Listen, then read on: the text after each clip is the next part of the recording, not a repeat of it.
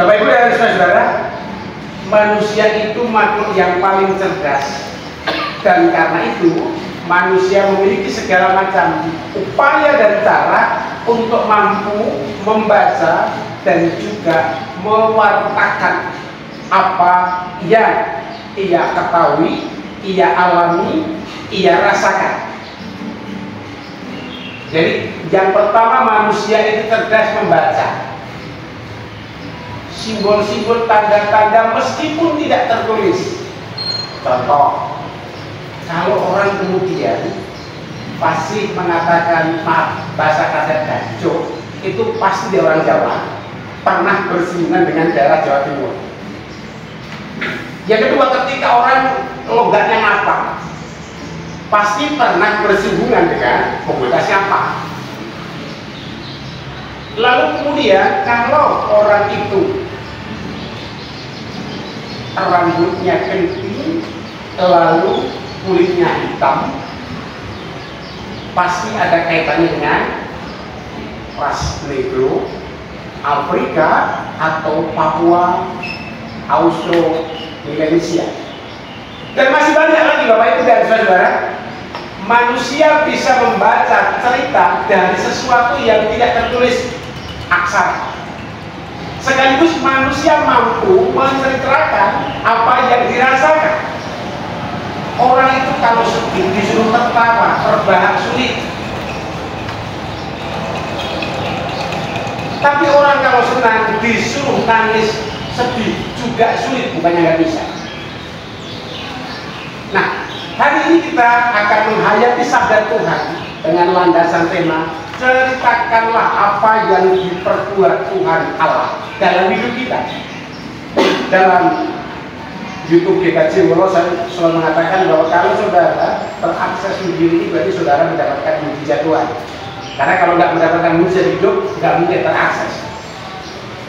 Nah, 4 bacaan yang kita baca, baik Yesaya 65, Mazmur 22, Galatia 3, dan Lukas 8, ada frase kata dan kalimat untuk menceritakan. Mazmur, aku akan menceritakan yang kau berbuat kepada saudara-saudaraku. Lalu Yesaya, ceritakanlah apa yang telah diperbuat Tuhan Allahmu. Itu diulangi oleh Tuhan Yesus di Lukas 8. Nah, khotbah ini akan berangkat dari Lukas 8. Cerita tentang laki-laki di Gerasa.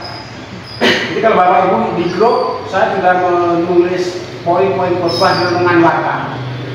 Poin-poin khotbah saya ada di renungan warta, dan itu saya berjuang untuk setiap minggu ada. Bapak Ibu dan saudara, Lukas tadi mau bercerita tentang banyak hal, tapi saya akan memulai atau menggunakan pertanyaan ini untuk gerbang kita memasuki renungan atau khotbah ini.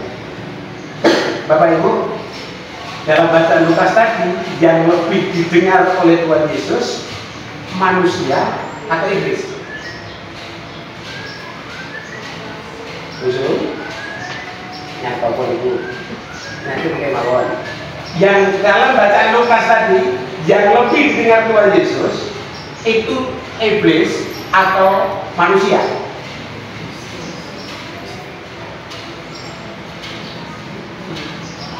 Busuk jawab iblis. Siapa yang setuju iblis? Betul. Iblis yang ada di laki-laki Gerasa tadi yang namanya Legion, ketika ketemu Tuhan Yesus dia kenal kok. Apa urusanmu dengan aku, hei Yesus dari Nazaret? Jadi orang yang mengenal atau yang mengenal Tuhan Yesus tidak hanya orang Kristen, bahkan dalam Alkitab iblis pun kenal. Bahkan mungkin jauh lebih kenal. Tuhan tahu bahwa kekuatan si jahat itu menyiksa laki-laki dari Gerasa ini. Lukas tidak memberi nama siapa namanya, mungkin Paulus siapa. Diceritakan sudah sangat parah, saking parahnya tidak berpakaian dan sampai kuburan. Makanya dalam tradisi kita, enak kita misalkan kuburan kalau pasar parah. Nah, di Gerasa juga, ketika Yesus sampai di Gerasa disambut oleh orang gila, ODGJ. Dia tahu Tuhan Yesus, apa urusanmu dengan aku, Yesus? Kamu siapa? Aku Legion. Legion itu sebenarnya bahasa untuk tentara, mungkin sekarang batalion, untuk menggambarkan betapa kuatnya kekuatan si jahat itu. Dia ketakutan, jangan perintahkan aku turun dalam kerajaan maut. Berarti iblis belum dikerahkan ya. Kalau diskusi podcast nanti, iblis belum dikerahkan dari Lukas 8. Yesus dari Nazaret, jangan perintahkan aku ke dalam kerajaan maut. Lalu melihat itu ada sekawanan babi, boleh nggak aku masuk? Silakan. Ini permohonan iblis yang dikabulkan. Lalu babi-babi itu karena kerasukan, dia lari tidak tahu arah, lalu masuk ke sebuah jurang, di dalamnya ada danau. Matilah.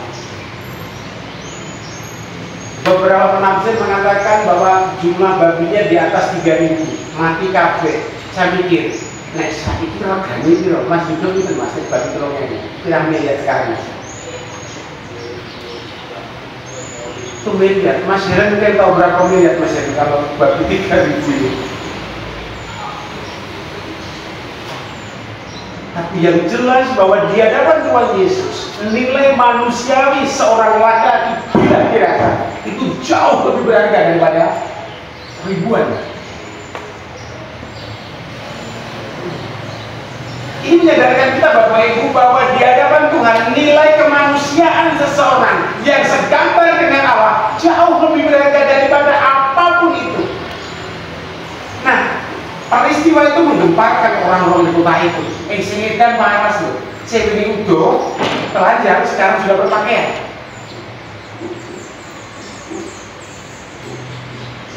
Nah, yang menarik Bapak Ibu, permintaan orang banyak itu juga dituruti.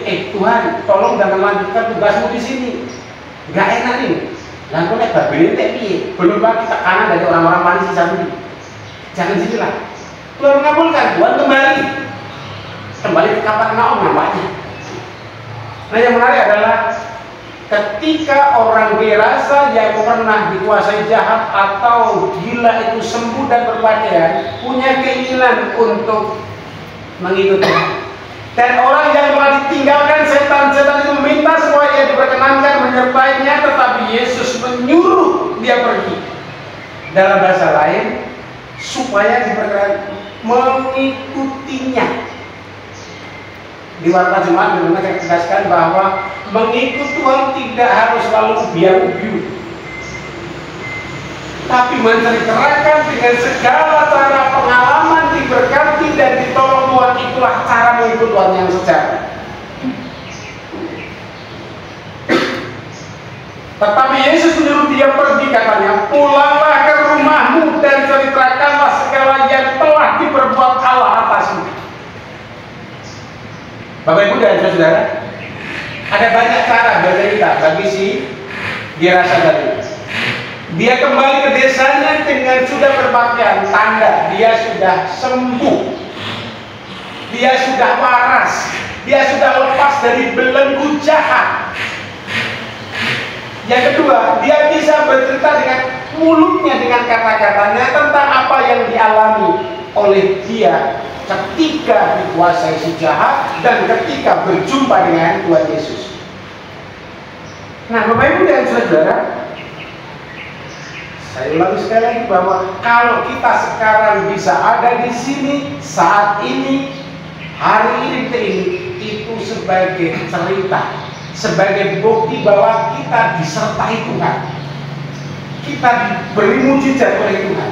Ini sudah cerita bahwa kita disadarkan, diberi kesadaran, diberi hati nurani untuk tersambung dengan kuasa Kristus, kuasa Roh Kudus, sehingga kita meluangkan waktu, mengorbankan segala sesuatu untuk bersekutu di tempat ibadah. Kalau kita masih bisa bernapas, itu anugerah Tuhan. Kalau kita masih bisa mendengarkan suara burung, suara kendaraan, menyaksikan matahari, menyaksikan orang banyak lalu lalang, itu anugerah Tuhan. Oleh karena itu, seperti jauh Tuhan Yesus pada laki-laki dewasa, pulanglah ke rumahmu dan ceritakanlah segala yang telah diperbuat Allah atasmu. Menariknya Bapak Ibu, si Gerasa ini tidak ngeyel. Tapi saya mau mengikut Tuhan, saya mau melayani Tuhan. Tidak. Laki-laki Gerasa itu manut dengan Tuhan. Dia tidak meri, kok itu juga ikut boleh Tuhan, kok dia juga ikut. Saya tahu loh siapa itu Matius, saya tahu loh dia itu. Tidak. Orang Gerasa ini sudah melepaskan seluruh kemelekatan, termasuk keinginannya, termasuk hasratnya untuk mengucap syukur dengan cara ngikut Tuhan Yesus kemanapun, tetapi manut dawuh Gusti. Nah, dalam kehidupan kita harus terus berdialog dengan Allah dalam batin kita. Apa sih yang Tuhan kehendaki dalam kehidupan saya? Tuhan, apa yang Kau kehendaki dalam hidupku? Bukan, kenapa seperti ini Tuhan? Apa yang nopo ingkang paduka kersakaken wonten ing sang kula awit saking perkawis ingkang lumampah ini. Nah, refleksi itu ya nampaknya dipakai oleh si lelaki Gerasa ini. Kok aku rapar nderek Gusti? Kok aku rapar melu rombongan kayak kan bangga menjadi bagian dari sahabat guru. Sampai di mana-mana ditulis. Tapi orang Gerasa ini mengajari kita apa itu rendah hati. Lukas, sekali lagi yang saya katakan di depan, Lukas tidak menyebut namanya siapa. Saya yakin laki-laki menyenang. Tapi laki-laki ini dengan segala kerendahan hati, ikhlas, namanya sudah disebut. Tapi dia mau menceritakan apa yang ia alami kepada orang-orang di sekitar.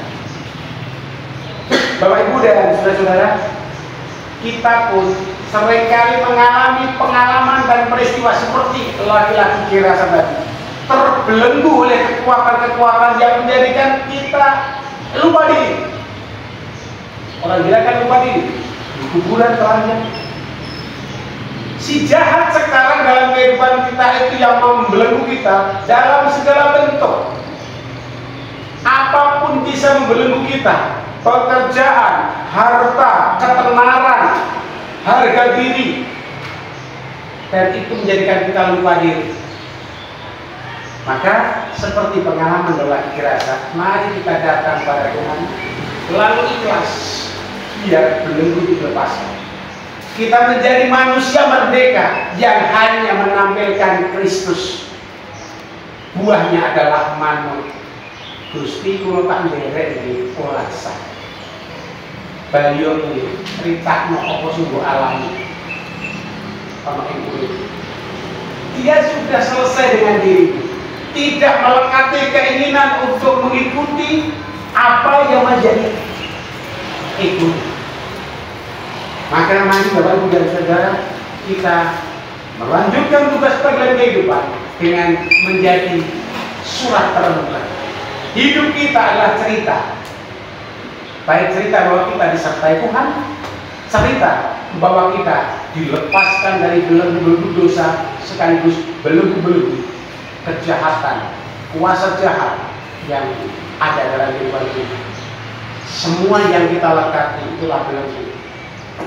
Anak, suami, istri, saudara, rumah, kepandaian, harga diri, kalau masih belum lepaskan, sehingga kita menjadi manusia yang merdeka. Hanya Kristus yang berkuasa.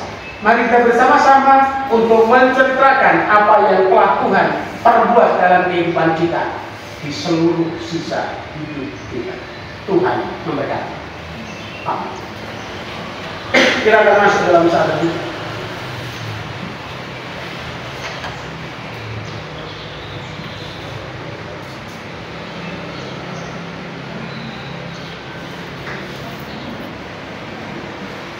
Bersama-sama kita naikkan doa dan dengan doa syafaat kita saya hantarkan. Ya Tuhan, alam semesta yang terpampang ini adalah wujud nyata Engkau yang maha segala-galanya, dan kehidupan kami adalah wujud nyata karya-Mu yang penuh kasih. kalau kami boleh sampai pada saat ini bersama-sama di tempat ini, detik ini, mendengarkan wartaan sabda, itu semata karena anugerah Tuhan. Kalau kami boleh meniti hidup sampai dengan saat ini, itu semua karena anugerah Tuhan. Maka kami datang kepada mengucap syukur. Terima kasih Tuhan, sabda-Mu menyadarkan kami cerita tentang lelaki di Gerasa yang menjumpai Engkau ya Tuhan Yesus dalam keterbelengguan si jahat. Engkau lepaskan, Engkau angkat, Engkau pulihkan, lalu menyatu dengan Engkau, menanggalkan segala kemelekatan diri dan egonya, dan hanya taat kepada sabda. Meskipun ingin menyertai-Mu, tetapi Engkau dalam segala kebijaksanaan-Mu mengendaki saudara kami dirasa pulang untuk menceritakan apa yang telah Tuhan perbuat. Kami pun ingin seperti yang dialami oleh lelaki dirasa itu. Kami menyadari bahwa dalam kehidupan kami masih ada banyak belenggu yang membelenggu kami. Harga diri, harta, dendam, sakit hati, kecewa, kepandaian, kekuatan, ketampanan, kecantikan, semuanya seringkali menjadi si jahat yang membelenggu, sehingga kami tidak bisa lepas dan belenggu. Tapi sabda menyadarkan kami bahwa hanya kuasa-Mu lah yang paling utama, yang paling mulia. Kami dalam Yesus Kristus melepaskan ikatan-ikatan yang membelenggukan, dan kami siap untuk taat kepada-Mu, menceritakan seluruh karya-Mu dalam hidup kami kepada siapapun yang kami jumpai. Tuhan, biarlah hidup kami adalah cerita tentang kasih-Mu. Jikalau sampai dengan saat ini ada banyak salah, dosa, pelanggaran, kami menyakiti satu dengan yang lain, mengecewakan satu dengan yang lain, biarlah Engkau memberikan kekuatan kepada kami untuk menyadari, mengampuninya, dan Engkau mengampunikannya, dan kami melanjutkan kehidupan dengan penuh sukacita. Ya Tuhan, kami berikan doa syafaat kami untuk saudara-saudara kami yang sakit, dimanapun, seperti apapun bentuk belenggu itu. Tuhan lepaskan, seperti Engkau melepaskan belenggu lelaki Gerasa itu. Entah itu sakit berat, sakit sederhana, sakit ringan, kuasa Kristus melepaskan. Demikian pula untuk saudara kami yang dalam kesedihan, itu pun belenggu, Tuhan lepaskan. Demikian juga dengan saudara kami yang berkekurangan, Tuhan pun melepaskan belenggu itu, sehingga hidup kami adalah cerita tentang penyelamatan dan anugerah Tuhan. Begitu pula kehidupan bergereja kami yang masih banyak hal yang membelenggu kami. Lepaskanlah itu Tuhan, berikan kekuatan dan mandat serta kuasa kepada kami untuk bersama-sama melepaskan belenggu-belenggu kecurigaan, ketidakcocokan, saling tidak percayaan, dan semua yang negatif. Kami siap untuk melepaskan belenggu itu, kemudian bergandengan tangan membangun kehidupan bergereja yang penuh cinta kasih, penuh damai, dan kemudian kehidupan kami sebagai tubuh Kristus yang dilihat di Kolo ini menjadi cerita indah bagi sesama kami. Berkati Tuhan negara dan bangsa kami, belenggu-belenggu yang mengikat negara dan bangsa kami biarlah lepas oleh cinta kasih Kristus. Ampuni Tuhan dosa dan kesalahan kami, dalam Yesus Kristus kami berdoa. Amin.